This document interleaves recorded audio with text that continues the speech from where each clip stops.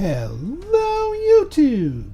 I am Pinstar and this is 2 Point Museum Strategy and Tactics. So today we're talking aquariums. I've crunched the numbers, I've done the math, I've mapped things out, and I've come up with the most efficient sized aquarium for all of your museum needs, and I've got a trio of ways to arrange it for different applications and with different pros and cons. The magic number is 42.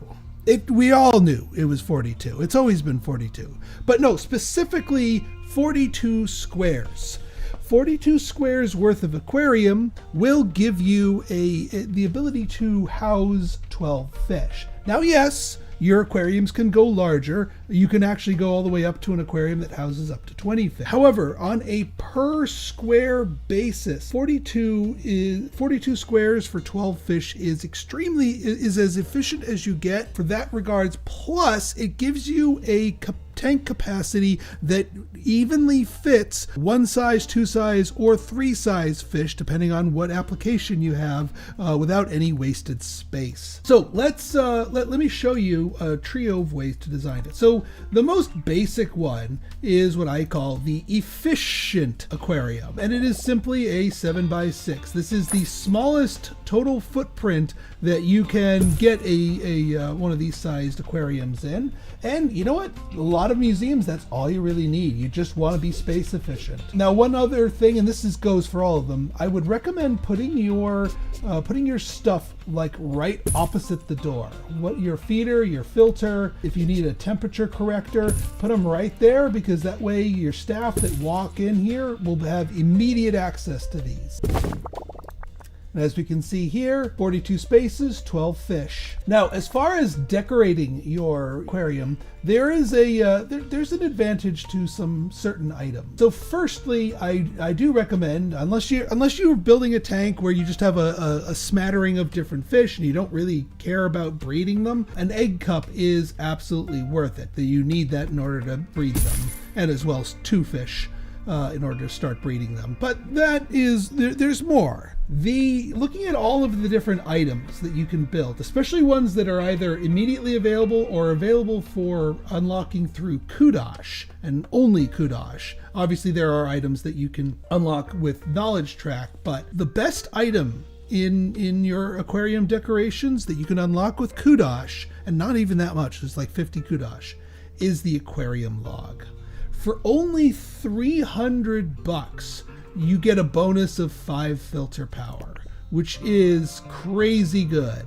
I would recommend putting down like at least 3 or 4 of these things.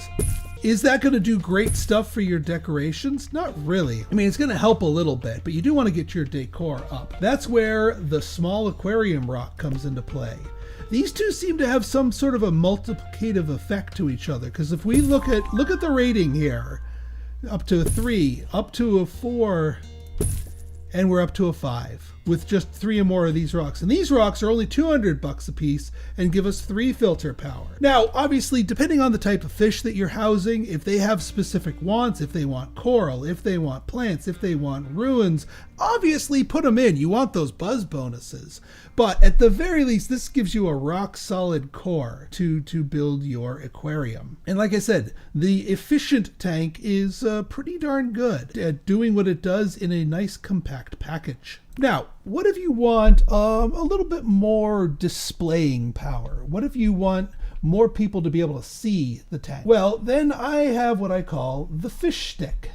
The fish stick is, again, it's 42, but it's a nice long 14 by 3, which gives us the 42. Same concept all around. You know, put in the food you want, temperature corrector if you need it. There's room for an egg cup. Get a bunch of logs. Get a bunch of rocks. Bob's your uncle. There you go. 12 fish. Now, lastly, if you wanted to go absolutely nuts with surface area, but by the way, The whole reason for this would be, there's much greater surface area for guests to view it at once compared to the efficient tank. So if you get a couple of pair of these and you can make sort of like an aquarium hallway. There's a whole bunch of design things. The other thing that you can do is kind of cheese it, where if you are basically sticking the depth of the aquarium deeper into the structure and the only thing you're presenting to your guests is like this little window, they can still technically get all of the buzz from all of the fish in that tank, in that aquarium, even though they can't really see all the way back there. It still counts. Now the last one is, I don't know how practical it is, but I'm going to do it anyway because I thought of a clever name for it and I don't want to waste the clever name. So this one is another aquarium, obviously. We start with a 4x4 core. Then what you do is go 1, 2, 3, 1, 2, 3, 1, 2, 3, 1, 2, 3, 1, 2, 3, 1, 2, 3, 1, 2, 3, 1, 2, 3, and then 1, 2. Place our entrance over here, like so. And then we have this nice little nook over here to tuck all of our food and machinery and temperature fixers and what have you. Whatever you want to do with it. There you go. Another 42 blocks, 12 ones. This I call the hash tank. The hash tank. Because hash tank. And this takes maximizing viewable surface area to its absolute logical conclusion. This allows the most amount of guests to view your aquarium at once. And also these little spindly things are perfect for all of these. You can really farm this up and then swap over to your rocks, put them in front here. We can get the filter power through the roof. And there's still room for the breeding egg cup right here in the middle. So yeah, is this the most practical? Probably not. It takes up a 10 by 10 footprint if you count edge to edge here.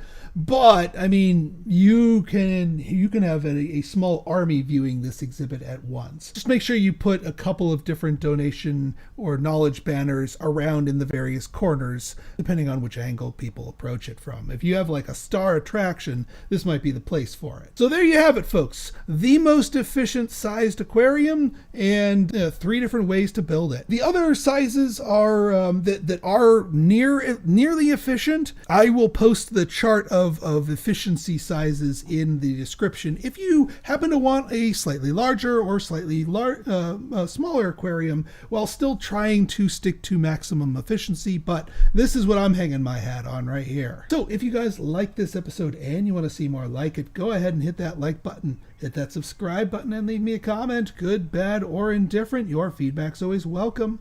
So until next time, it's been Pinstar signing out. See ya!